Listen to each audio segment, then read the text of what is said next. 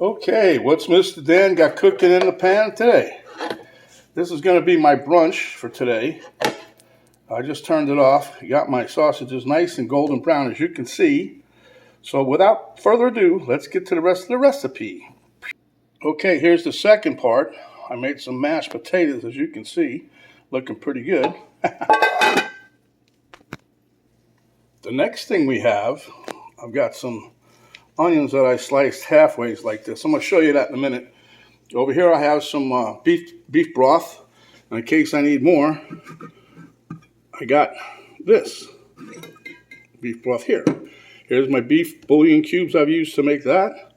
This here is my potato peel, as you can see, and here's my onion peel. So without further ado, let's get going. Okay, so welcome back to another episode of Cooking with Mr. Dan. Today, as you can see, I changed the format a little bit, trying to get you guys to thinking, what the hell is he going to do with all this stuff? Well, we're going to make a very simple recipe from across the pond. That's right. In merry old England or Great Britain, whatever you want to call it, they have a dish called bangers and mash. It's real simple. I know that they usually eat it for breakfast, but they eat it for lunch, for dinner. Doesn't matter. But it's such a simple recipe. Me and Penny love it, so I decided I want to try it for you guys so that you can make it for yourself. So without further ado, let's get to it.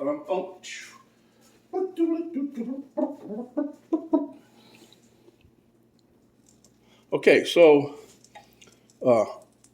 you have to understand the reason I did it the way I did today was because I got to make a gravy, which is going to take about 15 minutes or so, 20 minutes. Plus, I had the mashed potatoes. I said, well, let me get them going first while I'm cooking these guys.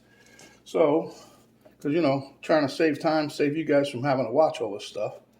So, I'm putting my sausage in the dish. I also have some green peas that I'm going to be putting. Green peas, what color are they? I'm going to put those in a pot of water. That's just enough for me, basically, because I'm here by myself. But anyway, let's swing you over here. Bring you by the big boy table. That's because it has a knife on it. Okay, so here's what I like to show you. See, I took the onion, peeled it, cut it in half, and then, you see you got the lines going this way, right? So that's how I'm going to cut them. I'm going to cut them like in half moon shapes. Try to cut them pretty thin. And the reason I'm doing them pretty thin is because when I'm cooking them, I want them to caramelize, but I don't want to be there all day. If you cut them too thick, it'll take forever for them to pick up any color and cook good. See? Just cut it real thin. As thin as you can possibly get it. Something, if you get them, they don't have to be exactly the same, but when you get to the end, watch your freaking fingers. Okay, see, we got our onions done. 1, 2, 3, lickety split. Now we're going to bring you back over here. And I'm going to put in about 2 tablespoons of butter, give or take. I want to try to get that.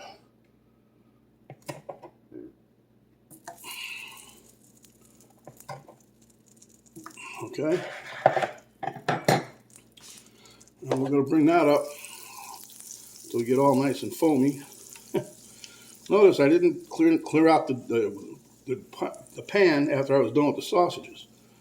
It's going to all go in the same spot anyway. Okay, so now what we're going to do, I'm going to put in I'm turning this puppy up to high.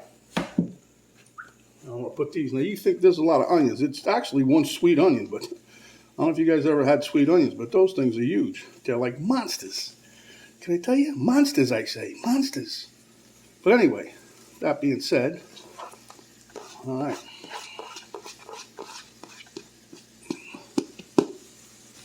Now I was thinking of putting links in here, but the other thing is I've got another recipe I'm coming up with here. Another video. So until we get to that point, that's why I'm making so much gravy. I like gravy anyway. Besides, the little girl isn't here. And what she doesn't know can't hurt her. Can't hurt me neither. So, because we wouldn't be eating all the stuff I'm eating if she was here. So, although I am sticking to it, I eat soup twice a day, 2 bowls of soup. That's the last meal of the day I have is a bowl of soup and some water, believe it or not. I'm trying to drink more water. Heck, I drink enough beer, but got to keep yourself hydrated, you know. So anyway, I'm going to make this another recipe, but it's also going to use a gravy, onion gravy.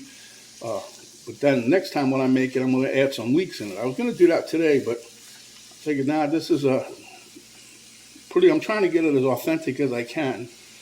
Now, you guys don't have to, you can cheat a little. You can use them dried up onions in a can, in a container.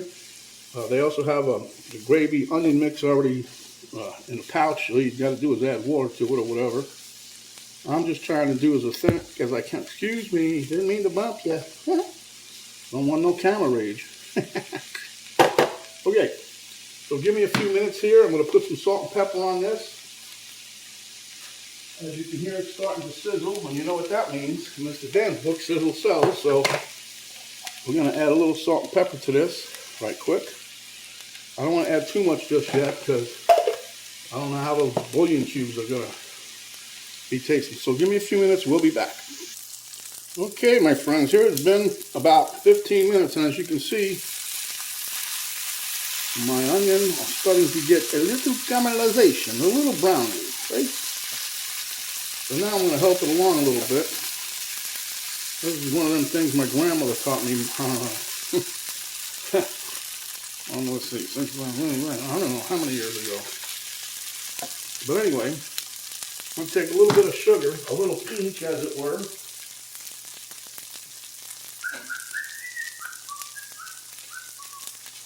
Now you can use brown sugar, regular sugar. I'm just going to take a pinch of regular sugar here. See, just maybe 3 pinches, okay? That's all. And what's that going to do? The sugar will start to caramelize and help the onions. It'll stick to the onions, see? Now maybe we can get this process moving. So, not that I'm in a hurry. See that? Look at them onions now. It doesn't take much, just a little bit here and there.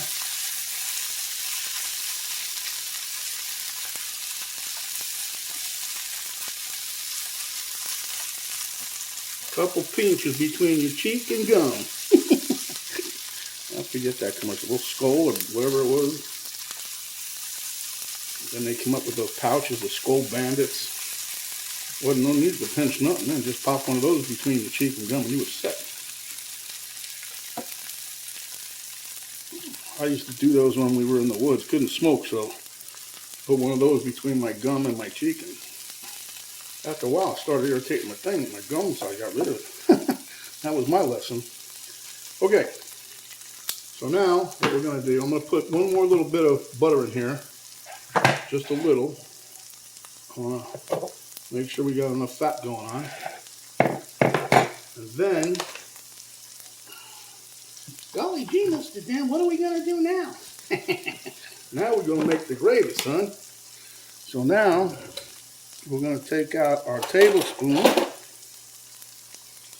and we're going to add a couple tablespoons of my flour. And I'm using the whole wheat flour because I'm trying to do 2 things here. I'm trying to, that's a little bit about a half. But anyway, I'm trying to make this a little darker gravy. And my concept is put some flour in there, some whole wheat flour. That'll change the color. We're going to cook this around for, I still got to put a little more flour in there. Don't call, I'm just doing a little at a time. I don't want no lumps. Because I'm mixing it with other stuff, see. If I'd have just done that straight, it'd be an onion gravy heaven right about now, huh? The aroma right now coming out of this pan. If you guys like onions, you're going to love this. Look at these. Look at my onion. Okay. I'm going to put the rest of the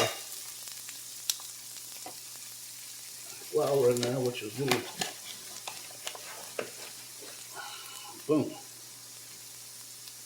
I shouldn't have boomed it like that, but I'm getting so good at mixing this, I figured why not, huh? Try to cook this for a little bit. Get all the, I don't know, they say rawness. I mean, I've made this, gravy before where I didn't really cook it long enough, and I could taste the flour, and I'm trying to get around that. See, it's a shame I should have thought about my cast iron skillet, because that would have left a lot of num-nums on the bottom, and we could have had some num-nums in with our yum-yums. Oh well. But see, folks, this is really easy. The longest part of this, like I said, you can probably get, like, I don't know, maybe freeze-dried onions that are like the size of these, frozen onions. I know you don't even have to cut them up. Anyway, now we're going to go with our liquid.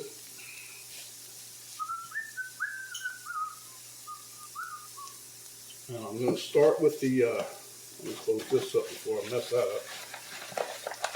And we'll see my theory. If it works, we'll know, right? I mean, that sugar idea worked pretty good.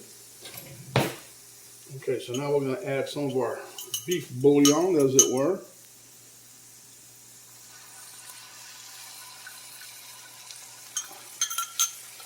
I'm going to do a little bit at a time just to see how it turns out.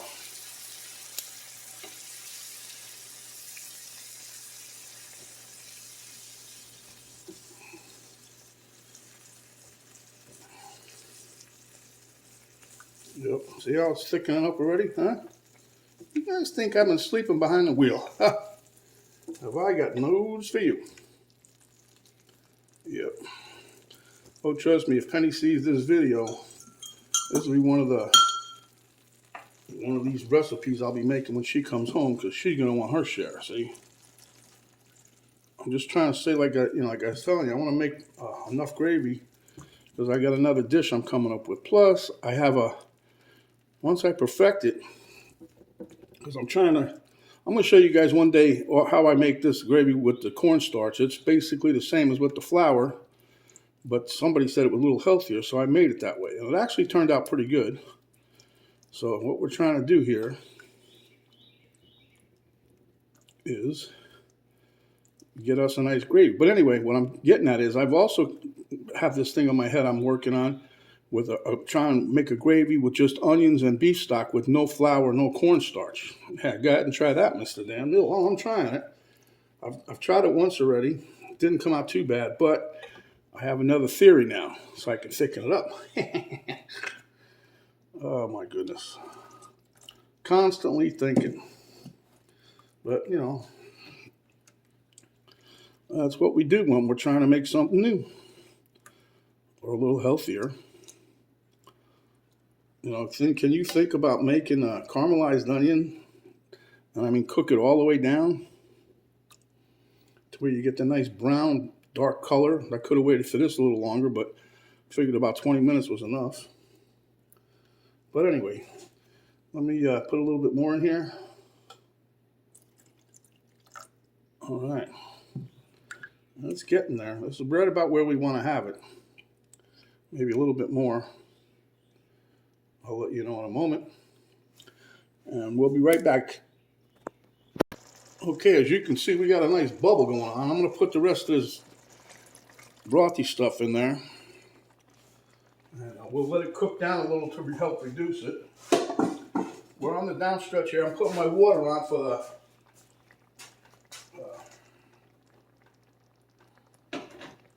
the peas.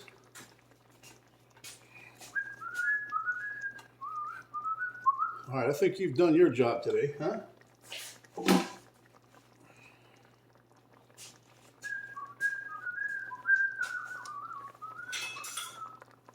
So, what's new, huh? I'll let this thicken up, and I'll tell you, I don't know if it's going to need anything, but I'm gonna show you guys that little thing I used to show you years ago. How you can tell if you have a halfway decent gravy. Now, if you want it thicker than this, just let it cook down a little bit. See how it's steaming? That steam is moisture. Moisture gets out of there. This will thicken up.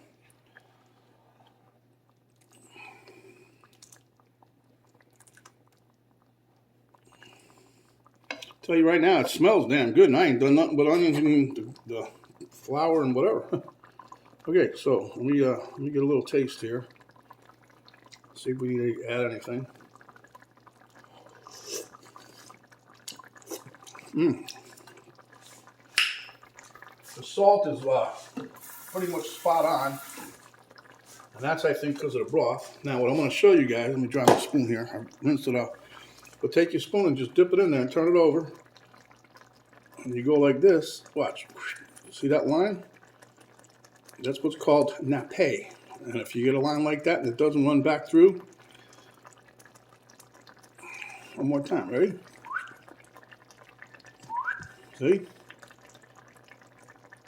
That's a nice thickness. So what I am going to do, and this is just me, I don't know if the powers that be over in jolly old England, I don't know if they do this, but I am.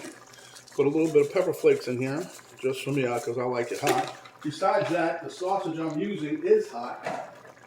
And I don't know if I told you guys about that, but let me get a couple cracks of black pepper here.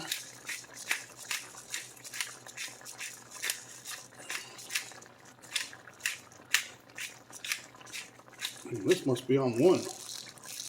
Oh yeah, let's kick this up a little bit here. Put it on 2.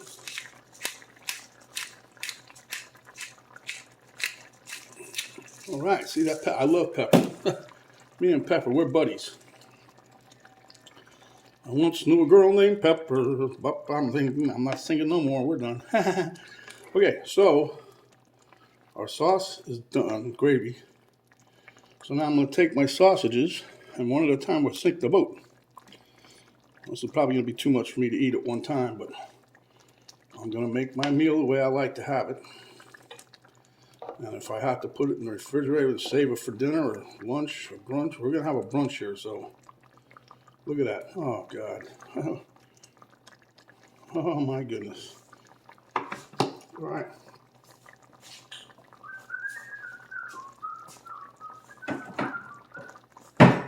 Alrighty, let me give you a break while this is simmering down a little bit, and I'll be right back.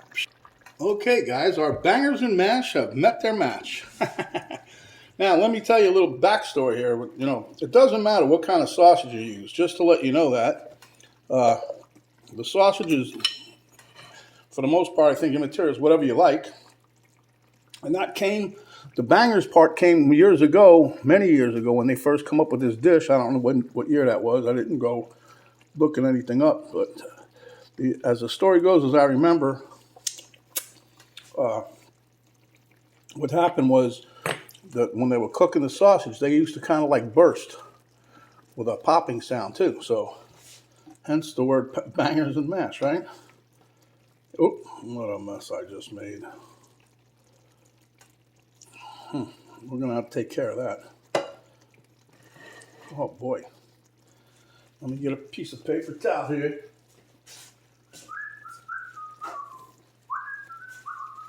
See, everything I was doing so nice. I was not making a mess, and look what happened right at the very end. Boom! Okay, so now, oh God, I hate messes. Okay, so I gotta get my peas.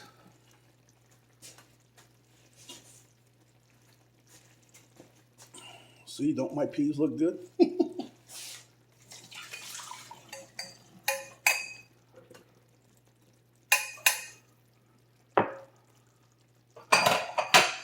Okay, so now I'm gonna put my peas on my dish, huh?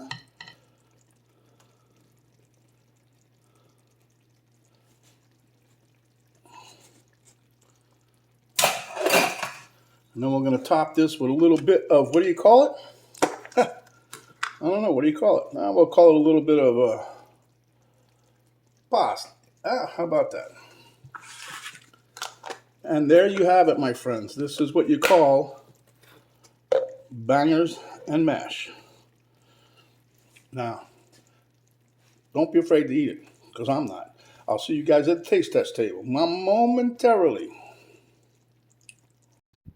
Okay, hope you guys can see me. As I say before, this camera grows out of the network, so anyway, I can't wait to dig into this. This is, look at it, almost smiling away. Get some of them peas.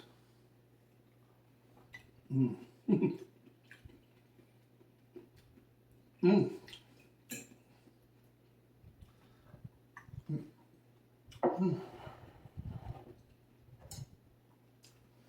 I gotta tell you, if you're using this came out perfect, but if you're using gravy in the can or broth in the can, be careful because sometimes, or in bouillon cubes, sometimes that's a little salty. So be careful of the amount of salt you're tossing in there. Mm. Mm. And I'm using spicy Italian sausage today. I think that was a good choice. The last batch I made for Penny and I, forget